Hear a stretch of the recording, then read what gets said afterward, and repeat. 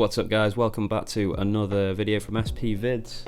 It's really good to be back again, and this time back with another SP device. So the last video I did was an Ableton one, and I'm going to be doing a bit more stuff around that in the coming weeks, but for now we're back with the hardware again. And just before I get into the main topic of this video, I want to shout out a few things. This is the first thing that I want to talk about. This is a USB to 9V adapter, which is actually really cool for the SP. So I saw this Instagram advert for these, and I actually just got in touch with the company and said, do you fancy sending me one of those to try out? And they agreed, they sent it over to me. And this is in no way sponsored at all, they just said, yeah, we'll send you one, let us know what you think about it. So basically, if you don't know, you can run the SP off batteries in the back. I think it's 6 AA batteries. But the great thing with this is you could just use an actual power pack if you've got one for your mobile phone maybe, or similar portable devices. This can just plug straight into it and power the SP through the standard 9V power supply adapter thingy. There's a lot of words for that in the back there. So this is really good if you want to make beats on the move. I need to get into the habit of doing more videos sort of outside of my little music room, and this will definitely enable me to do that when I'm out and about creating beats in different locations. That's something I want to do this summer. This is going to be a really cool little device, so please go and check out my vaults on Instagram. I've been using this a little bit and it's really good actually. It works perfectly, better than I expected. So it's a great little adapter, and yeah, highly recommend it. Go check it out guys. It's my vaults on Instagram. I'll leave a link below in the description anyway. The next quick thing I wanted to talk about is another Instagram page called Pavel Powers, I think is the correct term for it. They got in touch with me recently and said, I want to send you some stuff, which was very kind of them. So I've got a load of stuff here. First thing they sent is this little bag of magic little things. So most of these are dials. I'm just going to get them out so you can have a quick look. Custom dials for the SPs. These fitted on the 202. These are really nice. I like these a lot, and basically they're just round in the bottom if you can see that, but then they have a little screw adjuster to tighten them up. Dead easy to fit. These literally just pull off. If you're using the stock ones that come with the SP, you might have to pull a little bit harder, but you literally do just pop them off, and then these just slot on and you tighten up the little screw on the back, and you've got these cool little like sort of retro 70s/80s looking dials for the SP. Really like those. Sent me a couple of rubberized ones as well, which I've already got some of those. And yeah, what else have we got in here? A little key ring as well. I think that's the MPC 60. Could be, I think that's the right one. Not really sure. Can't see from that one. Do recognise that wrist rest at the bottom, which is such a cool little feature that it had. It had a leather wrist rest on the bottom. So yeah, nice little keyring as well. And he's also sent me some skins, which I'll quickly show you as well. They're really cool. Just move those out the way. So yeah, it's been like Christmas for me really, last couple of weeks, which has been really nice. So yeah, these are the custom skins that he prints. These are really nice, good quality. And apparently you can fit these and they peel off without leaving any residue at all. I haven't actually tried any of mine yet, but I think that's for the 202. I think, yeah, the SP202 says there. Really nice, I like that one a lot. I think I might put that one on mine. Another 202 one, MF Doom I think that is on the front. That's a nice little design, really clean, nice black and white design. Wu-Tang one, again for the SP202, that's really cool, I like that. Been listening to a lot of Wu-Tang recently, so that's really cool. These are for the 404SX. Now I've got stickers all over mine, so I can't put another layer over the top because I've got these like 3D stickers on them, which is a shame, but these are nice as well. I'm sure some of these are probably a sort of throwback to some of the older beat machines that were used to make some of the legendary hip hop in like the golden era and stuff. I know for a fact that he does quite a lot of that, where he prints designs that look like different devices, which is quite cool. So I'll just quickly show you those ones as well. 404SX again. So yeah, they're really cool. I wish I could put one on here, but because of these 3D stickers I can't, unfortunately. But it's literally just a case of taking the faceplate off using these 4 Allen key dials and then popping that over the top. Really, really cool. I'll keep you updated if I end up fitting one of those to the 202, and I'll probably do a little video for it. So yeah, that's it for those things, guys. I just wanted to quickly get through those. So my volts to check out the 9-volt USB adapter, and Pavel Powers, I think is the correct way to say it. If not, I mean, I'll put both the links below, so you can check them out. Okay, so on with the actual topic of the video. Basically, from the title, you can probably tell what this one's about. It's just that I've realised recently that I've got into a habit now of pretty much making, I'd say about 90 to 95% of my beats on the SP in exactly the same way. And I just wanted to share that with you in case you're struggling to find a workflow or something like that. So I've just released a new tape. If you wanted to check that out, it's on SoundCloud. So check out SP Vids on SoundCloud. Please go and have a listen. Thank you to everyone that listened to it on the first day I released it. I've had a crazy amount of listens. I think I had over 150 listens, which I know it doesn't sound massive, but to me that's really cool. So thank you to everyone that checked that out. I think it's just called Even More Bumps. So I'll leave a link to that below as well. There's going to be a lot of links in this video description. And you can go and check that out. And how I made most of the beats on this one were exactly the same way. And I love this workflow. It's so quick for me now. So basically, as I've mentioned before, if you've watched some of my videos, my A bank is always reserved for drum sounds. So, whoa, that's loud. So I've got drum sounds in here, ready to go. No sampling those. And basically what I always do is I get a sample in, let me find the one which I want to show you. Yeah, so this one. Some nice piano, and I'll copy 3 of the drum sounds from bank A, the ones which I think will work well with the beat. So as you can see, I've got 3 there now.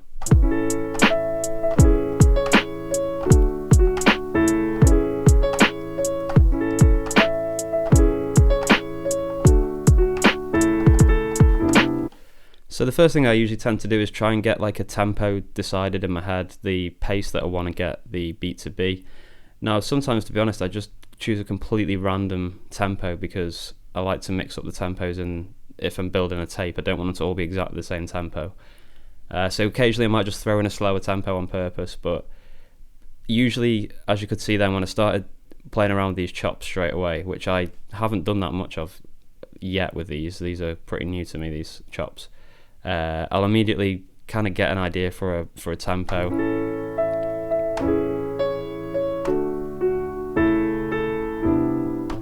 See that? That's a really nice seamless loop with those chops.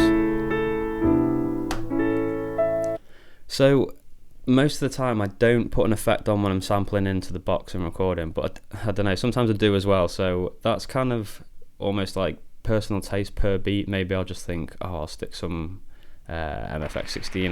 I'll stick some vinyl sim on this one and record it in and see what that sounds like. But a lot of the time they'll just come in as they are off the record or wherever I've got it from, and then I'll apply some effects afterwards. Now, a lot of the time I've started to find I'm using the isolator more and more at the moment. What I'm trying to do usually with the samples is smooth them out and make them sound as nice as possible on the ear. So I'll take the highs down, obviously. And here, that's really smoothing out the sample. If I take that off again now.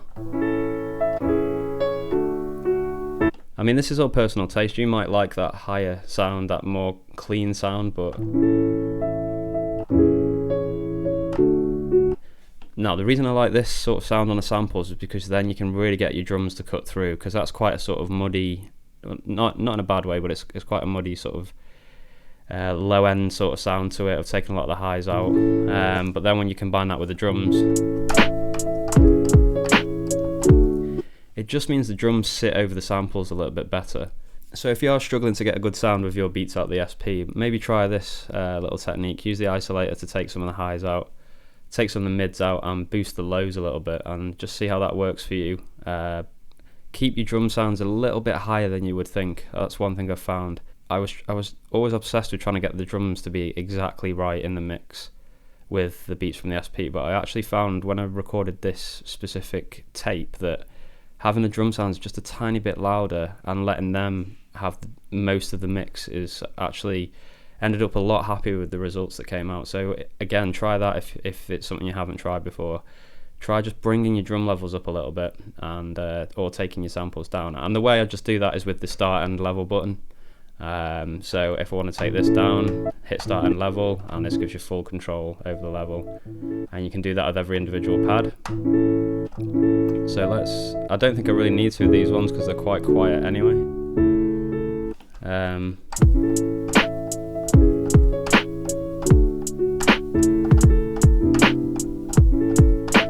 But just see there how I'm letting the drums have the mix, and I think that's one of the key characteristics to good lo-fi beats. So yeah, I was chuffed to figure that out, because usually my drums were a lot lower in the mix and I wasn't getting that punch with the kick and the snares, but this has really helped with that.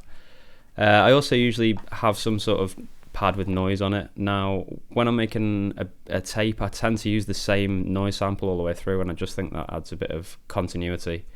But yeah, so this is the sound I've got loaded on at the moment, which is actually just MFX 15 played around with. If you can hear, you can get some really nice textures out of this. So there, you've got like a vinyl sim kind of sound, and I love the fact it keeps looping around. Can you hear that?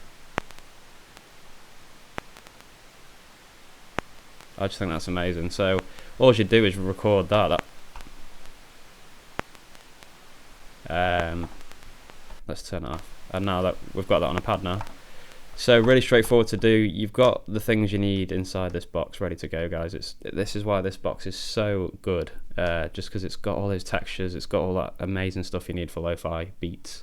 Okay, so when I've got all the samples sounding how I like, how I've got those in the mix, and the drum sounds sounding where I want them in the mix, I then pretty much straight away will resample a drum loop onto pad 12. Jesus Christ, that's loud. So I don't want to delete that one. Hopefully I've got another one. Let's have a look. Yeah, so I've got a free pad up here. I'll just use that. So I use resample, record, and then I'll just tap in a beat.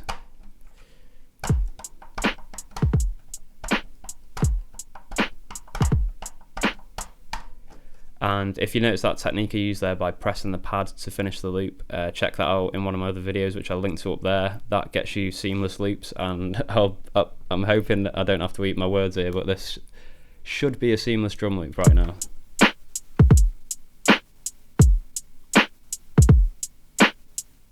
There you go. So it works every time, that for me. It's amazing. Check out the video that I did about that. It's really useful. So when I've got that drum loop, then basically I'm thinking, right, I want to record this out now. So I actually record my beats out live. I don't resample. I know a lot of people do get really good results with resampling. I find it quite fiddly. I would like to experiment with it more actually, but for now I'll just have a drum loop sitting, and I'll have my device set up to record. It's Ableton, which is what I'm using now to record this video as well. And I'll just start playing the beat how I want it to sound. So that's the wrong one. So I'll have the noise going. That probably needs to come down a little bit. Let's have a listen. And we need to loop that as well.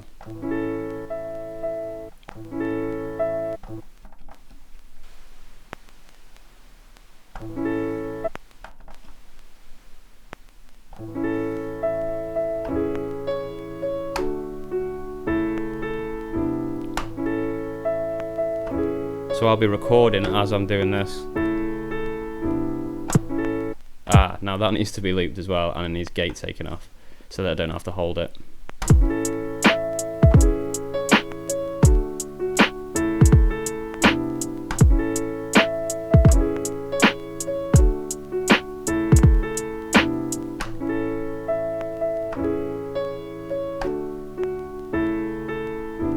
See me stranded in this land of hell, jail and crack sales, hustle and hardly think of culture. Or the Reaper come see me stranded in this land of hell, jail and crack sales, hustle and hardly think of culture. Or the Reaper see me stranded, see. Okay, sorry about that. So that's essentially how I go about recording, building, making 90 to 95% of the beats on the SP, and basically the way that I try and make my beats better as a practice is to just try and get that mix right, try and get better samples, and then obviously like that little rap sample that I've put in over the top there, that's something that I'm looking into for my next EP. I want to do more stuff like that, more Foleys and extra sounds and stuff like that. So I hope this was useful, guys. That is pretty much all I wanted to tell you. If I have missed anything that you'd like to know about, please just leave a comment below and I'll get back to you. I'll let you know the answer to that question that you may have. So yeah, just to quickly summarise all that, recording the samples, chop them up, get my drums from my bank A where I keep all my drum sounds, paste them on to this pad, to whatever bank I'm working on, sorry. Have a noise sound usually on one of these two pads here. Once I'm happy with the tempo, I record, resample a drum loop onto a pad which I use for the beat, and then I go about recording that out live. So yeah, that's it, my full process for nearly all my beats that I make. I hope you found that interesting, guys. Obviously it is a bit of crazy times at the moment with all the coronavirus stuff going around and that, so I hope this was some light relief for you. And yeah, I'll hopefully be getting some more content out soon, so please hit that subscribe button if you're not subscribed already. If you're already subscribed, that's great, just hit the thumbs up if you could, it really helps me out, and leave a comment if you feel like leaving a comment, that'd be nice as well. But yeah, check out my Vaults and Pavel Powers on Instagram as well. Thanks a lot to those guys for hooking me up with some free stuff. It was really nice. I don't feel like I'm a channel with any sort of authority to be getting free stuff, but so it was really nice to get some of that. And yeah, that's it for now, guys. So take care of yourselves and look after anyone else that you can at the moment in these mad times that are happening. And I'll be back soon. Peace!